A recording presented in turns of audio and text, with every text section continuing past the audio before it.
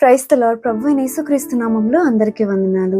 ఈరోజు దేవుడు మనతో మాట్లాడుచున్న మాటను మనమందరము కూడా శ్రద్ధగా ధ్యానించుకుందామండి. మరి ఈరోజు మనం నేర్చుకోబోయేది ఏంటి అంటే లుక్, లెర్న్ అండ్ లివ్.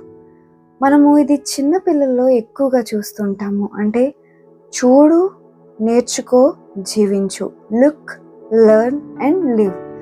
చిన్నపిల్లల్ని కనుక మనం గమనించినట్లయితే వాళ్ళ యొక్క పేరెంట్స్ని బట్టి వాళ్ళ పేరెంట్స్ని చూస్తూ వాళ్ళు ప్రతిదీ కూడా నేర్చుకుంటూ ఉంటారు. మాట్లాడడం అవనివ్వండి, అన్నీ కూడా వాళ్ళ యొక్క పేరెంట్స్ని గమనిస్తూ ఉంటారు, వాళ్ళ యొక్క పేరెంట్స్ని చూస్తూ ఉంటారు. అయితే చూస్తూ వాళ్ళు అన్నీ కూడా నేర్చుకుంటూ ఉంటారు. నేర్చుకొని వాళ్ళ పేరెంట్స్ ఎటువంటి జీవన విధానాన్ని జీవిస్తున్నారో, ఎలా జీవిస్తున్నారో ఆ జీవన విధానానికి అలవాటు పడి వాళ్ళు అదే విధముగా వాళ్ళ యొక్క పేరెంట్స్ ఎలాగైతే జీవిస్తున్నారో అదే విధంగా వాళ్ళు జీవిస్తూ ఉంటారు. అయితే మనము కూడా ఎప్పుడైతే మనము దేవునిలో తిరిగి జన్మించామో, మనము క్రైస్తవులుగా పిలువబడుతున్నామో, ఆ టైం నుండి కూడా మనము మన యొక్క ప్రభువుని చూస్తూ మన ప్రభువు దగ్గర నుండి మనము కొన్ని విషయాలను కాదు, ఎలా జీవించాలి అనేది మన యొక్క ప్రభువు, మన దేవుడు, మన యేసయ్య చేసి చూపించారు. అయితే ఆయనను చూసి నేర్చుకొని మరి దాని ప్రకారము మనము జీవించాలండి. మరి ఈ యొక్క లోకమును కాదు మనం చూడాల్సింది, ఈ లోకంలో ఉన్న పద్ధతులను కాదు మనము నేర్చుకోవాల్సింది, ఈ లోకాన్ని బట్టి కాదు మనం జీవించాల్సింది. మనం ఎవరిని చూడాలి? మన యొక్క దేవుని వైపుని చూడాలి. మరి వాక్యం ఏం సెలవిస్తుంది అంటే యెషయా గ్రంథము 45వ అధ్యాయము 22వ వచనంలో వాక్యం ఏం సెలవిస్తుందంటే, భూదిగంతముల నివాసులారా నా వైపు చూచి రక్షణ పొందుడి, దేవుడును నేనే, మరి ఏ దేవుడును లేడు అని చెప్పేసి. ఎవరి వైపు చూసి మనము రక్షణ పొందాలి, ఎవరి వైపు చూడాలి అంటే మన యొక్క దేవుని వైపు చూడాలి. లుక్ ఆన్ టు మీ అని దేవుడు అంటున్నాడు.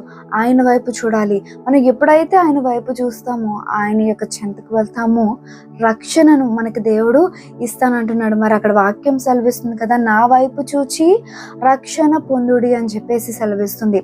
అయితే ఆయన వైపు చూచుట ద్వారా మనము రక్షణను పొందుకుంటామండి. అయితే మనం ఆయనను చూస్తూ, ఆయన వైపు చూస్తూ మనము మన యొక్క జీవితంని మనము జీవించాలి. అండ్ అలాగే రెండవదిగా మనం చూసినట్లయితే ఫస్ట్ లుక్ అయిపోయింది. మనము దేవుణ్ణి చూచి ఆయన యందు విశ్వాసం ఉంచి మనము రక్షణ పొందాలి.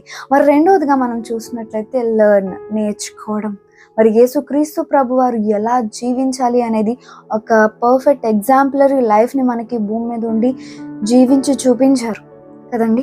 అయితే మరి వాక్యం ఏం సెలవిస్తుందంటే మత్తయి సువార్త 11వ అధ్యాయము 29వ వచనం కనుక మనం చూసినట్లయితే, నేను సాత్వికుడును దీన మనస్సు గలవాడును గనుక మీ మీద నా కాడి ఎత్తుకొని నా యొద్ద నేర్చుకొనుడి, అప్పుడు మీ ప్రాణములకు విశ్రాంతి దొరుకును అని చెప్పి అంటున్నాడు.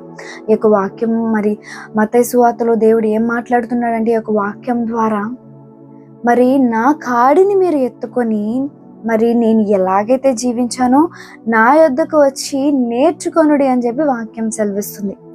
ఆయన ఎలా అయితే జీవించారో, ఆయన సాత్వికుడు, దీన మనసు గలవాడు, మరి ఆయన ప్రేమమయుడు. ఆయన నిజంగా ఆయన యొక్క గుణగణాలను కనుక మనం చూసినట్లయితేనండి, ఆయన యొక్క క్వాలిటీస్ని కనుక మనం చూసినట్లయితే, ఆ క్వాలిటీస్లో మనము కొన్నన్న కలిగి ఉండాలండి. నిజంగా మనకి ఊరికనే కోపం వచ్చేస్తుంది, ఊరికనే మనము షార్ట్ టెంపర్నెస్ మనం చూపించేస్తూ ఉంటాము. మరి చాలా తొందరగా అన్ని విషయాలకి బాధపడిపోతూ ఉంటాము. మరి యేసుక్రీస్తు ప్రభు అని కనుక మనం చూసినట్లయితే ఆయన సాత్వికుడు, దీన మనసు గలవాడు.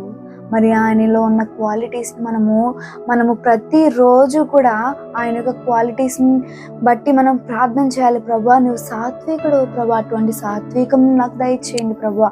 దేవా నాలో ప్రైడ్, గర్వం పెరుగుతుందేమో ప్రభువా, అలా పెరగకుండా తండ్రి యేసయ్య నాకు దీన మనసును దయచేయండి ప్రభువా అని చెప్పి మనం దినదినము కూడా ఆయనను చూసి నేర్చుకోవాలండి. నిజంగా మరి ఆ యొక్క వాక్యము ద్వారా మనము యేసుక్రీస్తు ప్రభువారు ఎలా జీవించారో మనకి వాక్యం ద్వారా మనకి స్పష్టంగా తెలియబడుతుంది కనుక మనం ఆయనను చూసి దినదినము మన యొక్క జీవితంలో మనం నేర్చుకునేవారిగా మనం ఉన్నాము.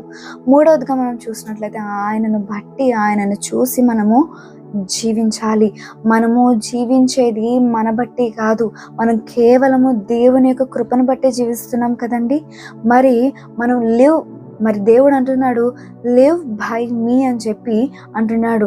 నా మూలముగా జీవించు అనే వాక్యం సెలవిస్తుంది. యోహాను సువార్త 6వ అధ్యాయము 57వ వచనం కనుక మనం చూసినట్లయితే అక్కడ స్పష్టంగా కనబడుతుందండి. మరి మన యొక్క లైఫ్, మన యొక్క జీవితము, మన యొక్క జీవనము దేని మీద ఆధారపడాలి అంటే మనము విశ్వాసము మీద ఆధారపడాలి, ఆయన మీద ఆధారపడాలి. మనము ఆధారపడవలసింది లోకంలో కాదు, ఈ లోకంలో ఉన్న వ్యక్తుల వైపు కాదు, కానీ మనం జీవిస్తున్నది మనం ఎవరి మీద ఆధారపడి జీవించాలి అంటే కేవలము దేవుని మీద ఆధారపడి జీవించాలండి. కాబట్టి మనము దేవుణ్ణి చూస్తూ ఆయన యొక్క గుణగణాలను మనము ప్రతి దినము కూడా నేర్చుకుంటూ మనము ఆయన యొక్క గుణగణాలను, ఆయన యొక్క క్వాలిటీస్, ఆయన ఏదైతే జీవించి చూపించారో ఆ యొక్క క్వాలిటీస్ని మనము కూడా ప్రతి దినము కూడా వాటిని ఎక్సర్సైజ్ చేస్తూ మనము విశ్వాసం మూలంగా ఎప్పుడైతే జీవిస్తామో ఖచ్చితంగా మరి చిన్నపిల్లలు ఎలాగైతే వాళ్ళ యొక్క పేరెంట్స్ని చూసి వాళ్ళు ఉన్నత స్థితికి, లేకపోతే వాళ్ళు అన్నీ కూడా నేర్చుకుంటారు కదండి. పేరెంట్స్ని బట్టే ఏదైనా ఉంటుంది, వాళ్ళు బ్రాటప్ని బట్టే, వాళ్ళు ఎలాగైతే పెరిగారో, వాళ్ళ యొక్క పేరెంట్స్ ఎలాగైతే పెంచారో అలానే వాళ్ళు జీవిస్తారు. మరి మన యొక్క దేవుడు గొప్ప దేవుడు కదా.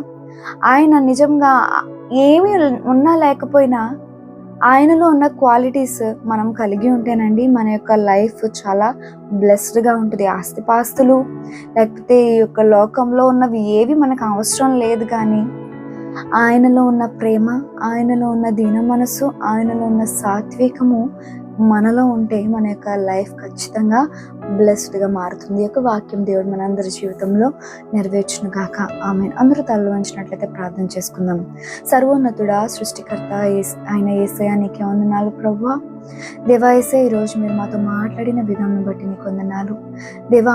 మేము నీ వైపు చూస్తూ తండ్రి యేసయ్యా, నీ యొక్క గుణగణాలను ప్రభువా మేము ప్రతి దినము ఎక్సర్సైజ్ చేస్తూ మా యొక్క జీవితంలో ప్రభువా మేము జీవించేది విశ్వాసము మూలముగా జీవిస్తూ నీ మూలముగా మేము జీవించే వారిగా ఉండటకు సహాయం దయచేయండి. ఈ యొక్క వాక్యం వినుచున్న ప్రతి ఒక్కరిని నీవే దీవించి ఆశీర్వదించమని ప్రార్థన యేసుక్రీస్తు ఘనమైన నామంలో ప్రార్థించి అడిగి వేడుకొనిచున్నాం తండ్రి. Amen. God bless you. Have a blessed day.